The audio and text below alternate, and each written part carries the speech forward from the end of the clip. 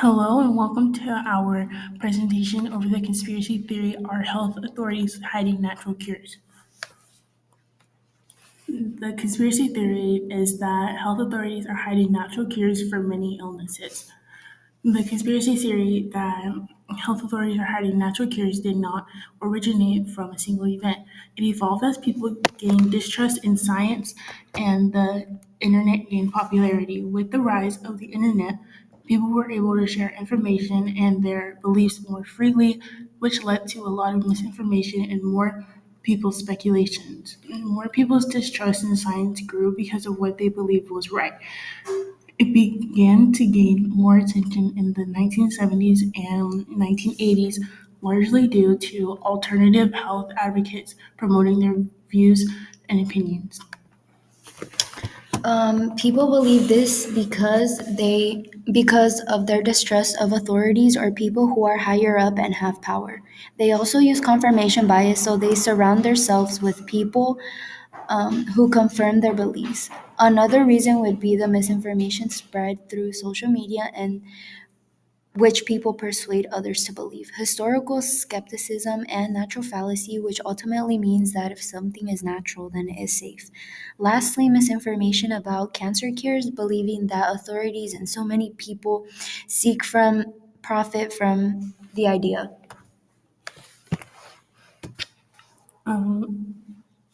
Perspectives on this would be medical and scientific. Other views on this theory focus on the believers and the psychological and social reasons behind their beliefs.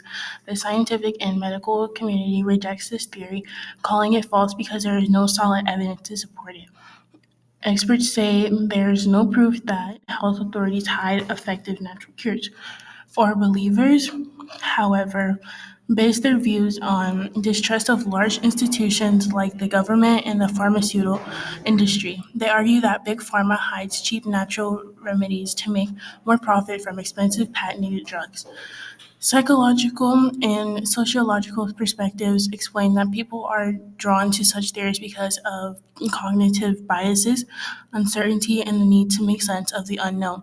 Beliefs can also be shaped by social identity and group influence.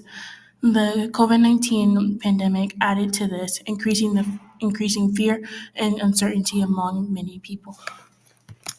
If you believe this theory, you probably look for confirmation bias. Cultural beliefs are also an influence. Families that depend on natural remedies are more likely to believe.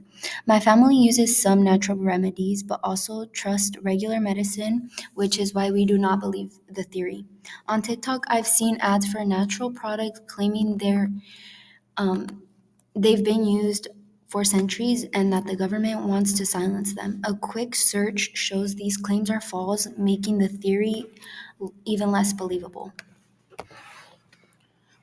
And this conspiracy spread because many people distrust those in power and feel excluded from shared knowledge controlled by experts. When people lack certainty about their health or the motives of large institutions, they turn to personal experiences or cultural values that seem more trustworthy.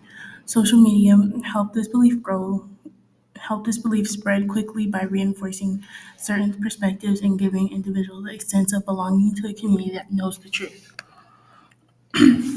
Personal knowledge and shared knowledge both play big roles in how the conspiracy theory that health authorities are hiding natural cures spreads and grows. Personal knowledge, which comes from individual experiences, can make people believe the theory more strongly. For example, if someone or their family has used natural remedies and felt they worked better than prescribed medicine, they might start to distrust doctors or the government. Their personal success stories become proof to them that natural cures are real and being hidden. Shared knowledge, on the other hand, spreads those beliefs through communities and online spaces. When people with similar ideas share stories, videos, or posts, it creates a sense of group belief and support. This shared experience strengthens the idea even without scientific evidence. Social media especially helps misinformation spread quickly, making people feel part of a community that knows the truth. Ultimately, personal knowledge fuels belief, while shared knowledge helps that belief spread and grow. Together, they keep the conspiracy theory alive. For our IA prompts, we chose why do we seek knowledge and is bias inevitable in the production of knowledge? People seek knowledge to find certainty and truth, especially about things that affect their lives like health.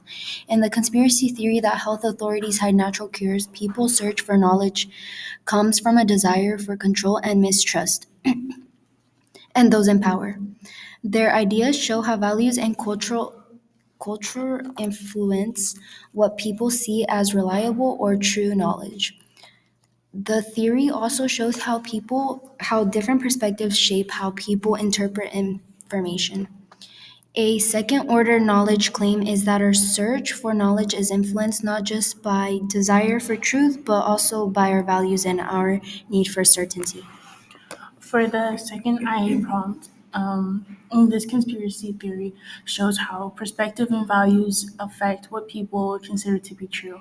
Believers interpret evidence in ways that fit their worldview, while health authorities may justify their actions using their own professional standards or objectivity and responsibility. These differences show that knowledge is rarely produced in a completely neutral way. What counts as justified or true knowledge depends on who holds the power to define it. A second order knowledge claim is that because knowledge is shaped by perspective and values, some bias in its production is inevitable. We looked at this theory through the human sciences, which study people and society. For scope, in human sciences, knowledge comes from evidence and data. Believers in the conspiracy often use personal stories or gut feelings instead, which makes their ideas seem more relatable but less reliable. Methods and tools. Scientists use data and experiments. Conspiracy supporters use biased information and social media posts that repeat false claims. For perspective, scientists rely on tested evidence, while believers rely on personal experience. This difference shows how perspective shapes what people see as true. And for ethics, scientists have a responsibility to share accurate health information. Spreading false claims can hurt people and cause distrust. Everyone also has a duty to fact check before sharing something online. The logical fallacy of hominem is often used by people who believe this theory in the way that they attack the motives of the health authorities instead of actually addressing the evidence used to prove or disprove a treatment. An example would be someone saying that you can't trust health authorities with certain medicines or treatments because they are harmful or do not work and are in it for the money.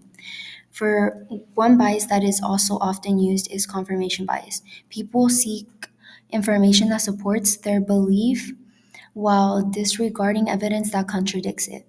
This in turn strengthens the conspiracy. An example of the an example of this would be a person watching videos claiming that big companies are hiding natural remedies. Knowledge of conspiracy. The fallacy and bias both contribute to the one sided nature of conspiracy knowledge, which is based on distrust and information that fits their narrative. The formation of knowledge begins with a distrust of authorities and a desire for simple answers to complex health issues, along with the production of this knowledge, which is people's personal stories and claims spread through the internet that are constantly repeated. So this knowledge starts from emotional and suspicion. Sorry for from emotion and suspicion. This theory also reflects on the pursuit of knowledge in the way that people feel as if they are seeking the truth, but in reality, they are just looking for evidence or claims that support their belief. Implications for knowledge. The trust in science begins to go down because people make these claims. People start to think that all doctors and scientists are lying, pushing away official information. Personal belief is put over science.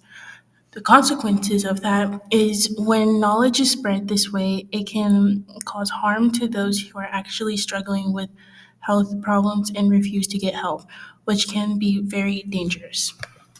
Our citations, and thank you.